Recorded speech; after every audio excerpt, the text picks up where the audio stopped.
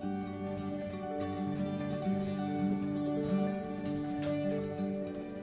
are you doing? Hello and welcome to our very first reading for the collective over here on Soul Tranquility Healing. If you've been a long time subscriber, welcome back. I hope you will enjoy this slightly different experience over on the channel. And if you're new here, my name is Naomi.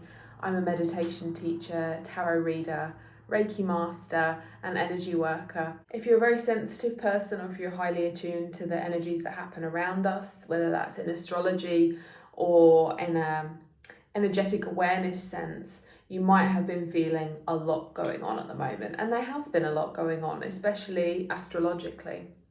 We just had a lunar eclipse on the 24th of March, and that will be followed by a solar eclipse on the 8th of April. This time between eclipses is known as an eclipse season, and that is because eclipses come in pairs. There is always a lunar eclipse followed by a solar eclipse. Now, the thing with Mercury retrograde is that we almost tend to expect things to go wrong, whether that is the car not starting or, having issues with devices, computers, TVs, that sort of thing. But we can go into this period very grounded and with lots of awareness about if anything does go wrong, it's just a delay.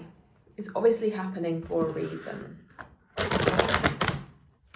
So today this reading is going to be a collective for everyone that wants to watch this video, but I want to let you know before you listen, before you engage in this process, is that not every message will be for you. Leave what doesn't, take what does resonate. And also this advice is not a substitute for any professional help, guidance, financial, legal, business or personal that you might need.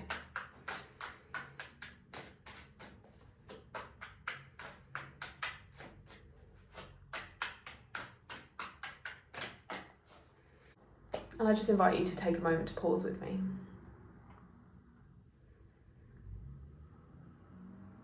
And I'm just calling upon any guides, ascended masters and spiritual beings with the highest of intentions that wish to help facilitate the messages that come forward here today. We thank you and we're so grateful for your help and support during this time. Ooh.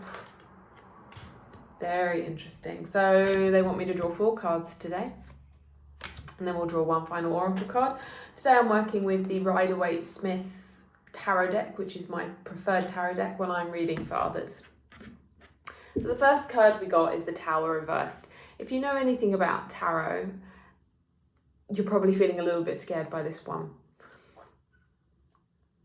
It's not feeling overly scary for me, I can tell you that much. This card is definitely coming forward for this period in our lives. The number 3 is coming forward quite dominantly. 3 months. The last 3 months might have felt particularly challenging for you, and you're wondering, wow, I'm going into this eclipse season, Mercury retrograde. I've already been through the ringer. I've already been through a really difficult time. When is that going to come to a close for me?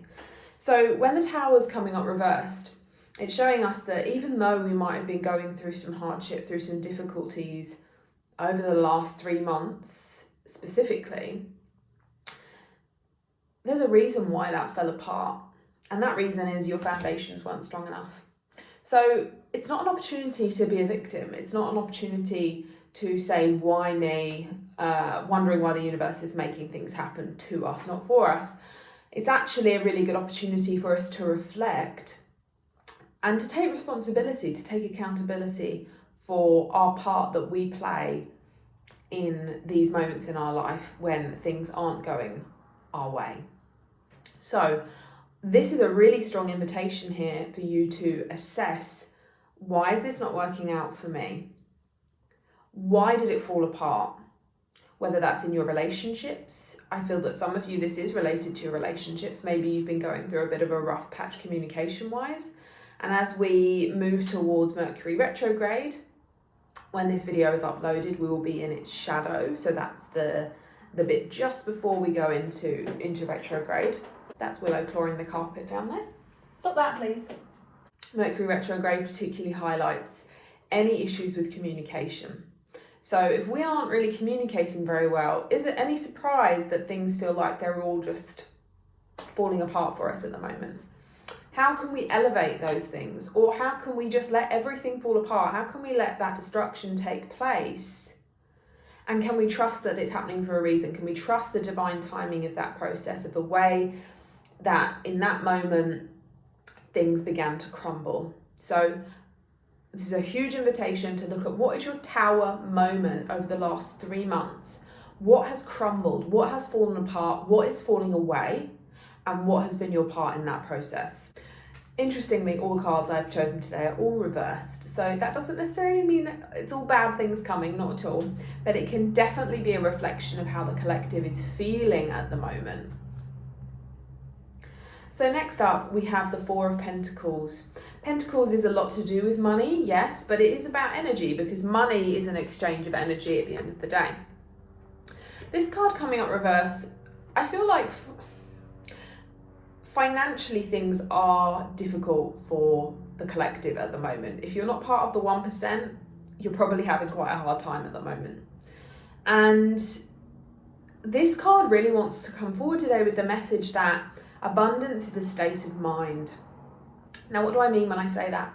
Well, when we don't have enough money, or we feel that we don't have enough money, we then tend to enter this spiral of not having enough, needing more, not having enough, needing more.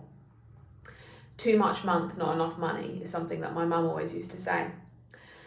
And the thing is, that worry and that concern and that desire for more doesn't actually help. It doesn't actually bring in any money, unless you're someone that seems to respond well to intense pressure and stress, which the majority of us, that is not the case. What this card is really inviting for the collective at the moment is, can you change the way that you see and perceive your finances? And this comes in many aspects. It wants me to talk about 2 in particular. The first being, do you hate your job? Do you hate your work? Maybe you've been looking for another job and that's proving very difficult for you. If there is nothing on the horizon, or if for the meantime you are in this position that you find yourself in, you are in this job for the foreseeable future, can you start to go to work? Can you receive your paycheck and start to perceive it as the energy exchange that has taken place? Because when we really are desperately unhappy in our work, which is completely understandable for lots of people, but we need money to survive, it is an energy that we require in this timeline that we're on, can we start to see it as, I'm just here to exchange my energy for this energy. I'm here to trade my time for this energy that then supports my life. And it's a very subtle shift, but it can really take off some of that burden, some of that weight that we've been carrying with relation to our work, because we can end up in a very negative spiral around it. The second aspect it wants me to talk about with this card is the need to hoard and hold on to money because we're afraid of it not returning to us. And I know this will resonate with many of you. I know that even this resonates for me sometimes. It feels scary to give money, to spend money, because we're afraid of it not coming back to us. And this is your reminder that money is constantly moving in a flow. So what you give, you get back. It isn't, I've given that to you and therefore that is never coming back to me now. Especially in terms of generosity. You might have been feeling, or maybe not feeling, but certainly the energy is noticing that you haven't been maybe very generous with your money recently. And that's not to say that we all need to be giving money to people and be taking friends out for lunch and donating to charity all the time. But your version of generosity, are you even being generous with yourself? Are you showing and reflecting that money to yourself? What is your relationship with money like at the moment in your life, and how can you change that? Now our next 2 cards want to be read together. We have the King of Wands and the Knight of Wands, and they're both reversed. And what that's showing me is that you are potentially in a place where you're feeling like you were being patient. So at first maybe you felt that You were waiting for things to change. You were trusting the process. You were trusting the divine timing of things. But now the universe is asking, well, you've trusted me. I appreciate that. Thanks for the trust. But are you really following through on the things that you want, or are you leaving it all up to me? Now, something I always say to my clients is that there is no manifestation without aligned action, and these cards are asking you, where the hell is your aligned action at the moment? Now, this can be coming from a collective energy that is happening around the world right now. We are in a very fearful state. We are fearful of the future. We have no idea what that's going to look like, and some people spend too much time wondering and planning what that might look like. And ultimately, you need to start to question, is that helping me or is that hindering me? Because right in this moment, this is the most important part of your life. Exactly in this moment, what you are doing, the changes you're making, the action that you are taking, that is what is going to shape your life. Not what some government body, some organisation is going to be deciding for us. We need to start to focus on what we can control, not on what is outside of our control. So it really wants you to evaluate here, where are you not taking action in your life and where do you need to? Where do you need to step up? Where do you need to elevate yourself? Maybe you need to learn something new. Maybe you need to be open to exploring new ways of thinking. Yeah. That's just Willow agreeing with everything I'm saying there. So really, when you're feeling the intensity of this eclipse season, Mercury Retrograde that's going to be coming in on the 1st of April, I want you to be taking some time to reflect, not being prisoner of that reflection, so not spending too much time reflecting on things, but I want you to assess, where are things crumbling? Where is my part in this process? What is my attitude to money like at this point in my life, and how can I change that? Where can I find moments of generosity in my life? And then finally, where does that action need to be taking place? What responsibility, again, responsibility comes up. What responsibility am I taking for my path in life? Am I blaming it on other people? Am I blaming it on the powers that be and the influence that they have over our lives? Or am I going to do what I can to make my life exactly what I want it to be? So to finish up today, we're going to be reading from this Moonology deck, which is by Yasmin Boland. Beautiful deck. I often find these cards are quite spooky in the way that I can draw a card on the full moon and the card that comes up is exactly the sign that that moon is in. So let's see what it has to say for us today. We're just finding some closing messages, just one card for us.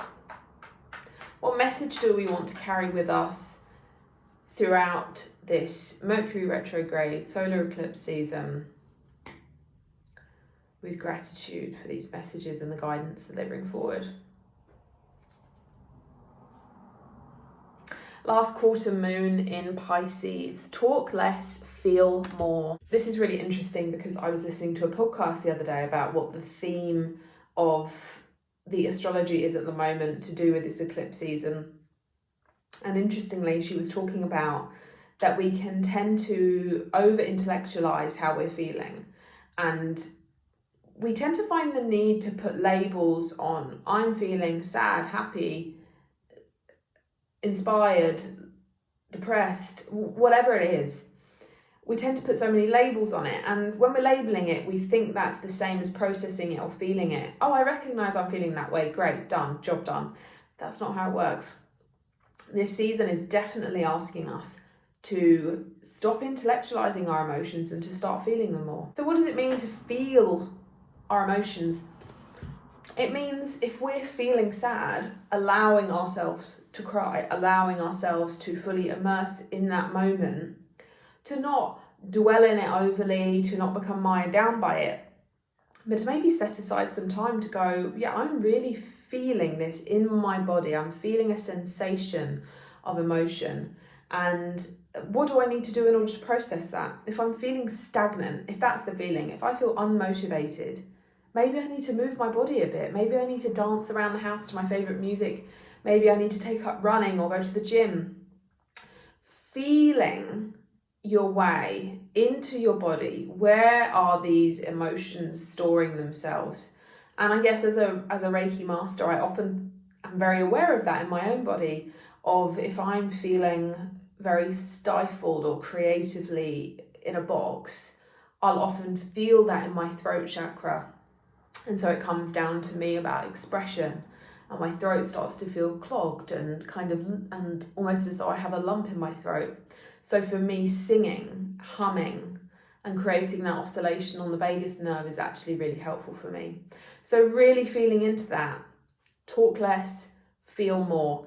How often are you just talking about how you're feeling to your friends and your loved ones? How often are you actually feeling that emotion and transmuting it into something more positive, and thereby letting go of it? If these messages resonated with you, please leave a comment below. I'd love to talk to you about how these messages are showing up for you in your life at the moment. If you enjoyed this reading for the collective, please give us a like. And if you aren't already, please subscribe. It really helps us grow the channel and hopefully bring more of these types of videos to you in the future. But for now, thank you so much for being here. It's my pleasure to connect with you and read for you today. Sending you so much love and gratitude for your presence. Thank you so much for being here, and I hope to see you again next time. Take care.